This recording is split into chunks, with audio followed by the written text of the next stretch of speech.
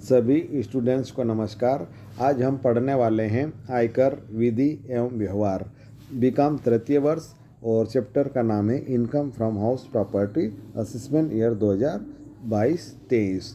इसमें इस शीर्षक में मकान 4 प्रकार के होते हैं। पूर्णतः किराए से दिया गया मकान, दूसरा पूर्णतः स्वयं के निवास का मकान, अगला अंशतः किराए से एवं अंशतः स्वयं के निवास का मकान, और अगला होता है स्वयं के व्यापार के उपयोग में आने वाला मकान। तो इस मकान का मूल्यांकन मकान संपत्ति शीर्षक के अंतर्गत नहीं करते हैं। इस वीडियो में हम सीखने वाले हैं पूर्णतः किराए से दिए गए मकान का मूल्यांकन किस तरह से होता है। जब पूर्णतः किराए से मकान दिया होता है तो उसका मूल्यांकन करने के लिए हम एक स्टेटमेंट बनाते हैं जिसका नाम है statement of income from house property assessment year 2022-23। इसमें सबसे पहले ग्रॉस एनुअल वैल्यू तय किया जाता है। ग्रॉस एनुअल वैल्यू यानी सकल वार्षिक मूल्य निकालने के लिए 2 कंडीशंस हो सकती है। या तो मकान पर रेंट कंट्रोल एक्ट अप्लाई होता होगा या फिर अप्लाई नहीं होता, 2 में से कोई एक कंडीशन हो सकती है। ये मान लीजिए कि किराया नियंत्रण अधिनियम लागू नहीं होता है तब 3 किरायों की तुलना की जाती है। वास्तविक प्राप्त किराया यानी एक्चुअल रेंट रिसीव्ड, अगला म्यूनिसिपल वैल्यू नगर पालिका मूल्य, और अगला फेयर रेंट यानी उचित किराया। इन 3 किरायों में जो ज़्यादा होगा उसे हम सकल वार्षिक मूल्य मानते हैं और यहाँ पर लिख लेंगे। उसके बाद अगला देखिए रेंट कंट्रोल एक्ट अप्लाई, यानी किराया नियंत्रण अधिनियम यदि लागू होता है तो 2 किरायों की तुलना करते हैं, एक्चुअल रेंट रिसीव्ड और स्टैंडर्ड रेंट। इन दोनों में जो अधिक होगा उसको सकल वार्षिक मूल्य मान लिया जाएगा। तो बहुत ही सिंपल है ना। लागू नहीं होता तो 3 किरायों की तुलना, लागू होता है तो 2 किरायों की तुलना। इसमें एक और कंडीशंस आती है जिसे हम आगे उदाहरण के माध्यम से समझने वाले हैं।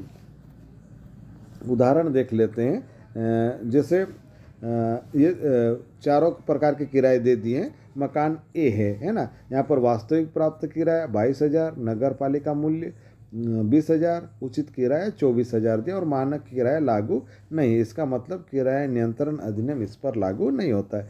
जब किराया नियंत्रण अधिनियम लागू नहीं होता है तो जो 3 किराए होते हैं, वास्तविक प्राप्त किराया, नगर पालिका मूल्य और उचित किराया, इन तीनों में जो अधिक होगा उसे ही सकल वार्षिक मूल्य हम मान लेते हैं। तो यहाँ पर 22,000, 20,000 और 24,000 में सबसे ज़्यादा क्या है? 24,000। तो 24,000 रुपया हमारा वार्षिक मूल्य, सकल वार्षिक मूल्य हो जाएगा। बी वाले में देखिए, यहाँ पर चारों तरह के किराए दिए हैं। इसमें मानक किराया भी दिया हुआ है। तो मानक किराया जब दिया होता है तो मानक किराए की और वास्तविक प्राप्त किराए की तुलना की जाती है, और जो अधिक होता है वो हमारा सकल वार्षिक मूल्य हो जाता है। तो अधिक क्या है यहाँ पर? 36,000। तो ये हमारा सकल वार्षिक मूल्य हो गया। ठीक है। अगला देखिए सी, यहाँ पर भी मानक किराया दिया हुआ है। तो मानक किराया दिया हुआ है, उस स्थिति में मानक किराए की और वास्तविक प्राप्त किराए की तुलना की जाती है, और जो अधिक होता है उसको सकल वार्षिक मूल्य मान लिया जाता है। यहाँ पर एक चीज़ आपको ध्यान रखना है, जब भी मानक किराया आए तो ये ध्यान दें कि ये सभी से ज़्यादा नहीं होना चाहिए। जैसे ये 30,000 है तो इससे और इससे, है ना, वास्तविक प्राप्त किराए से, नगर पालिका मूल्य, उचित किराए से मानक किराया सबसे ज़्यादा नहीं होना चाहिए। सबसे ज़्यादा नहीं होगा तो इन दोनों किरायों की तुलना कर लेंगे। किसकी? मानक किराए की यानी स्टैंडर्ड रेंट की और एक्चुअल रेंट रिसीव्ड की, इन दोनों की तुलना कर लेंगे और जो अधिक होगा वो हमारा सकल वार्षिक मूल्य हो जाएगा। लेकिन यदि ये सबसे ज़्यादा हुआ तो ऐसी कंडीशंस में इसको नहीं मानेंगे और ऊपर के जो 3 किराए हैं उनमें से ही सबसे ज़्यादा को सकल वार्षिक मूल्य मान लिया जाता है। लेकिन यहाँ पर सबसे ज़्यादा 30,000 नहीं है, इसलिए 30,000 की और 36,000 की तुलना करेंगे और जो अधिक होगा 36,000 वो हमारा सकल वार्षिक मूल्य हो जाएगा। अगले में देखिए डी वाले में मानक किराया इसमें भी दिया हुआ है, लेकिन जैसे ही मानक किराया आता है, मैंने बोला तुरंत हमको ऊपर वाले किराए से तुलना करके देखना चाहिए। ऊपर वाले से मतलब वास्तविक प्राप्त किराए से, नगर पालिका मूल्य से और उचित किराए से।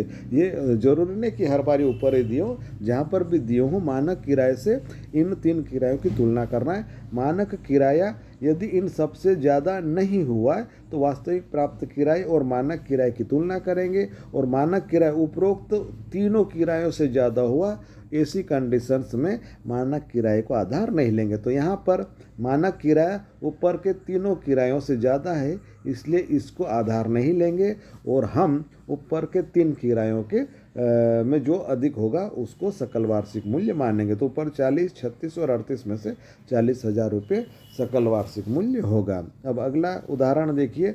अगले उदाहरण में भी मानक किराया दिया हुआ है। तो जैसे ही मानक किराया, तुरंत हमको देखना है कि मानक किराया सभी किरायों से ज़्यादा नहीं होना।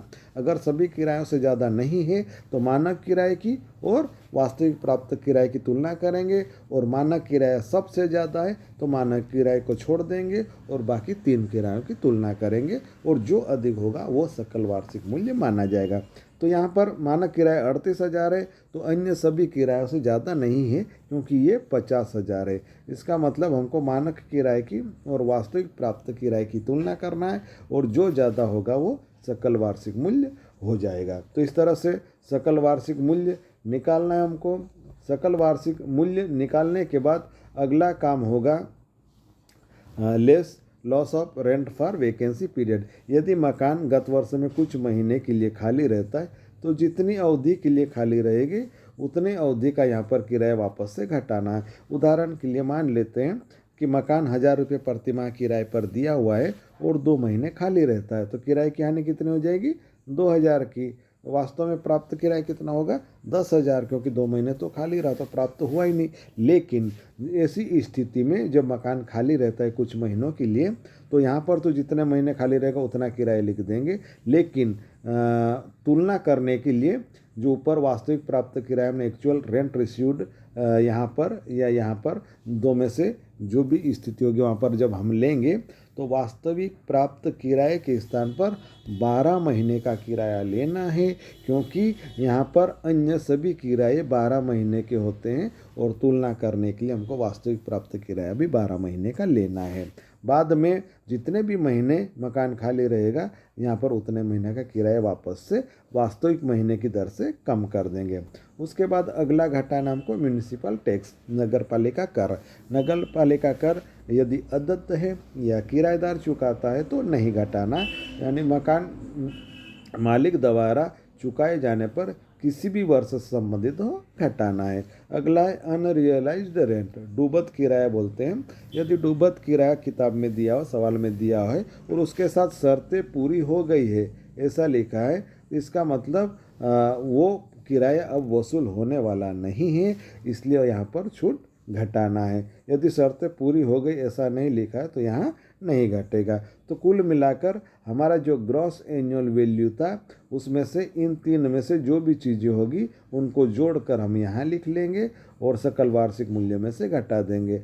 इसके बाद घटाने के बाद यहाँ जो आएगा उसको नेट एनुअल वैल्यू यानी शुद्ध वार्षिक मूल्य कहा जाता है। अधिकतर सवालों में नगर पालिका मूल्य होता है, तो ग्रॉस एनुअल वैल्यू तय करेंगे, नगर पालिका मूल्य घटाएंगे, उसके बाद हमारा सीधा डायरेक्ट नेट एनुअल वैल्यू निकल आएगा। तो जब नेट एनुअल वैल्यू निकल आता उसके बाद आगे की प्रोसेस क्या होती है, एक कटौती के रूप में 2 कटौतियाँ और घटती है। पहली कटौती होती है स्टैंडर्ड डिडक्शन, ये 30% ऑफ एनुअल वैल्यू, यानी यहाँ जो राशि आई थी उसका 30% हमको मानक कटौती के रूप में घटाना है। यह क्यों घटाते हैं या 30% क्यों है, तो मकान मालिक द्वारा गत वर्ष में मरम्मत व्यय, किराया वसूली व्यय, भूमि किराया, भूमि लगान या अग्नि बीमा प्रीमियम आदि पर कोई न कोई खर्च किया होता है। तो यहाँ पर कितना खर्च किया है यह घटाने में अधिनियम में भी दिक्कतें आती है।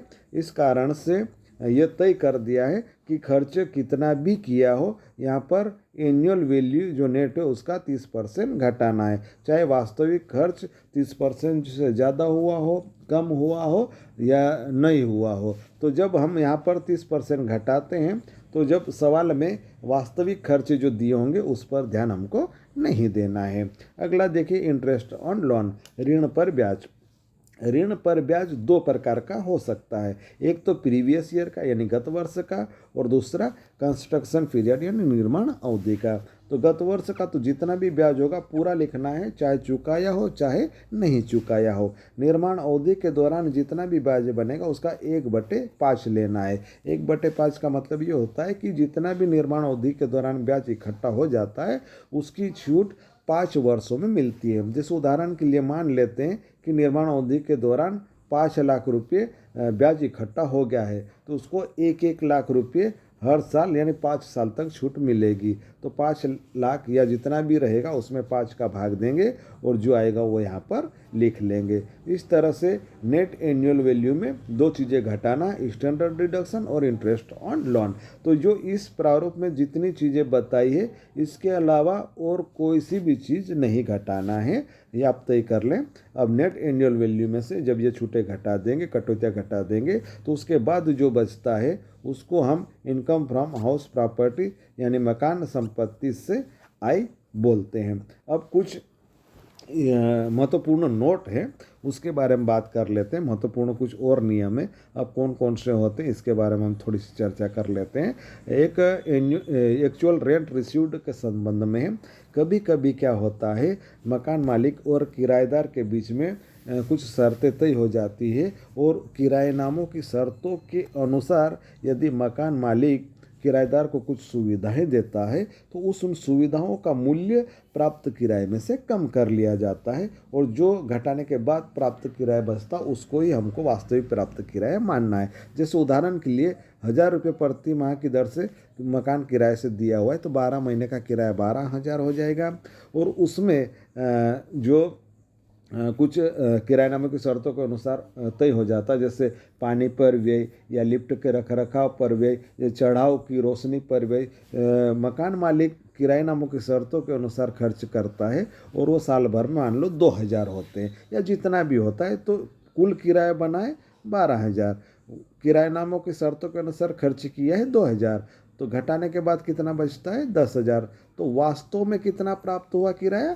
10,000। तो यहाँ पर जो एक्चुअल रेंट रिसीव्ड है ना, वास्तविक प्राप्त किराया हमारा हो जाएगा 10,000 रुपये। तो जब यहाँ rent control act not apply या अप्लाई की जगह पर हम एक्चुअल रेंट रिसीव्ड लिखेंगे और 12,000 के स्थान पर 10,000 लिखेंगे। यानी किराए नामों की शर्तों के अनुसार कुछ सुविधाएं दी हो तो उन सुविधाओं को हम कम कर लेंगे। उसके बाद आगे देखिए, नगर पालिका ऋण पर ब्याज। ऋण पर ब्याज यदि मकान का निर्माण या क्रय करने के लिए, सुधार करने के लिए ऋण लिया हो तो ही छूट मिलेगी, अन्य कार्यों के लिए ऋण लेने पर ऋण पर ब्याज की छूट नहीं मिलेगी। ऋण पर ब्याज यदि भारत के बाहर भुगतान किया गया है तो कटौती तभी मिलेगी जब उद्गम स्थान पर कर की कटौती कर ली गई हो या ऋणदाता या उसका प्रतिनिधि भारत में मौजूद हो या उसका प्रतिनिधि भारत में हो।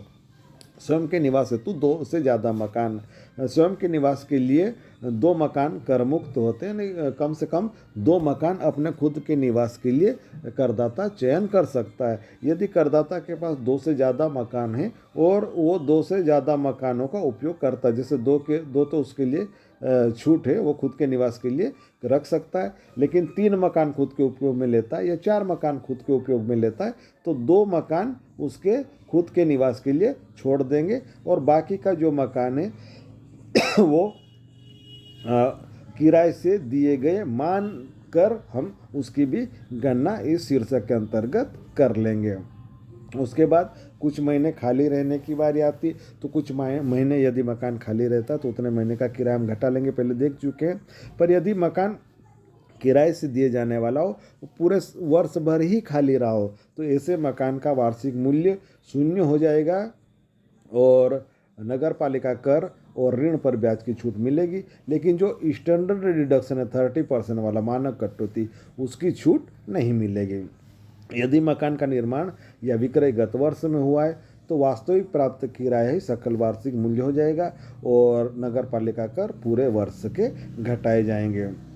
स्वयं के व्यापार के उपयोग में आने वाला मकान करदाता के उसमें कर योग्य नहीं होगा, लेकिन यदि कोई किराएदार अगर उस मकान का उपयोग व्यापार के रूप में करता है तो उसका गणना यहाँ पर हमको करना है। अभी किराए से दिए गए मकान के संबंध में हमने पढ़ा अब आने वाली वीडियो में इसके संबंध में हम सवाल देखेंगे। यदि वीडियो आपको पसंद आया, समझ में आया तो लाइक कीजिए, सब्सक्राइब कीजिए और अपने दोस्तों के मध्य शेयर कीजिए। बहुत बहुत धन्यवाद। थैंक